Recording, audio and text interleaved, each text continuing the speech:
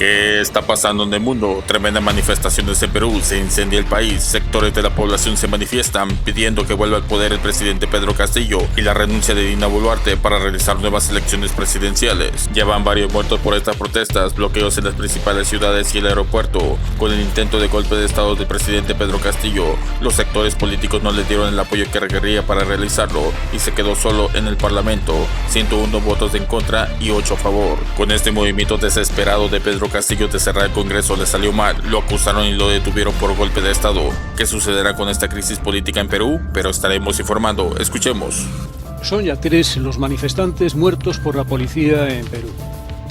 Formaban parte de los grupos que piden la dimisión de la presidenta Boluarte. Cientos de manifestantes han bloqueado este lunes la pista del aeropuerto de Arequipa, la segunda mayor ciudad de Perú. Han cortado al menos 25 puntos de la red de carreteras peruanas, entre ellas las panamericanas sur y norte, con neumáticos ardiendo, maderas y piedras. Los manifestantes exigen nuevas elecciones y la dimisión de la nueva presidenta Dina Boluarte. Boluarte aseguró que intentaría llegar a un acuerdo con el Congreso para adelantar las elecciones a abril de 2024. Añadió que también iba a declarar el estado de emergencia en las zonas conflictivas. El expresidente peruano Pedro Castillo se considera secuestrado. Lo ha escrito en una carta desde la cárcel en la que califica de usurpadora a la presidenta Dina Boluarte, que asumió la jefatura del Estado tras su destitución. El Frente Agrario y Campesino de Perú convocó una huelga indefinida a partir de este martes en apoyo a Castillo. Era inesperado el movimiento, la movida final, pero que este conflicto estaba llegando a una conclusión era evidente. Él ya había sufrido 2 acusaciones constitucionales y ahora se aprestaban a darle la tercera, y según se ha señalado fue esto lo que precipitó esta movida difícil de explicar por parte de Castillo, difícil en el sentido que parece no tener lógica política, de no haber preparado el terreno para una respuesta de este tipo, que sin duda iba a agrupar a buena parte del mundo político peruano, como lo señalaste tú bien en la votación en el Parlamento, 101 votos en contra de Castillo, con 8 votos a favor, es decir, prácticamente no tuvo aliados en el Parlamento, y uno se pregunta qué tuvo en mente cuando hizo esta movida. Está claro que él preveía que la acusación constitucional iba a prosperar y que lo iban a remover. Pero si tú te quieres oponer y quieres tomar una medida tan radical como cerrar el Congreso, tienes que, por lo menos, por decirlo de manera coloquial, asegurarte que el agua, la piscina tiene algo de agua. Pero en este caso se encontró con una situación totalmente adversa, y uno se pregunta con qué lógica realmente actuó, si no buscó aliados, qué es lo que trataba de obtener, porque así como lo hizo, era difícil que tuviera otro resultado que el que estamos observando. Sí. Y hasta este momento, por lo menos, uno de los consuelos para el Perú es que parece no haber violencia, han habido manifestaciones, pero no una violencia que haya causado víctimas.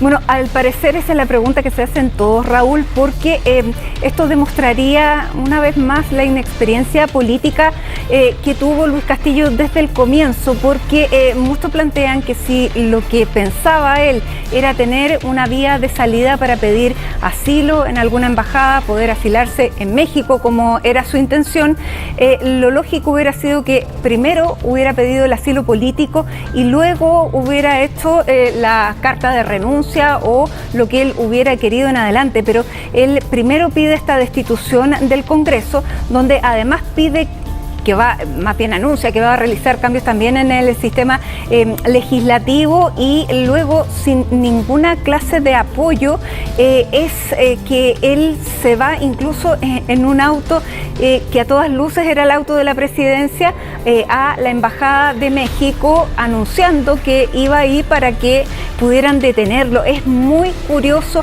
el modo de accionar que ha tenido el ya destituido Luis Castillo, y se vienen horas bastante complejas para él, porque Pedro Castillo, pero se vienen horas muy complejas para él porque lo que tienen en proceso judicial, tenía ya 6 investigaciones en su contra. Con esto se añade ya una séptima porque va contra la Constitución, de eso es lo que está acusado en este momento, por eso lo detienen en flagrancia. Por lo tanto, sin apoyo político, con todas estas acusaciones en contra, la cárcel es lo más seguro que se viene, y no solamente por esta detención en la que está atravesando ahora ahí la prefectura, sino que lo que pudiera venir para adelante sería el mismo destino que han tenido los anteriores presidentes de Perú. Exacto, Matilde, tal cual. Y ya hay varios presidentes que están cumpliendo pena o que las han cumplido, de manera que resulta difícil pensar que después de una situación como la que hemos vivido, él vaya a otro lugar que a una celda.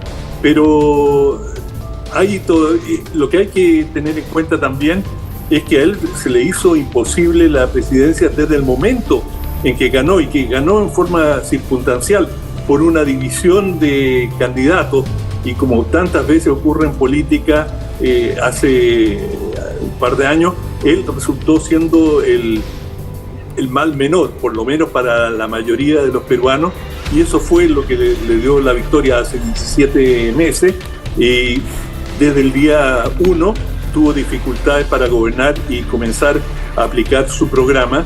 Fue perdiendo apoyos graduales, incluso el de su propio partido, que lo había llevado a la presidencia, de manera que él estaba en un callejón sin salida, y probablemente con conciencia de eso trató un último cartucho, pero que no tenía ningún destino, por lo menos, como lo señalas tú también.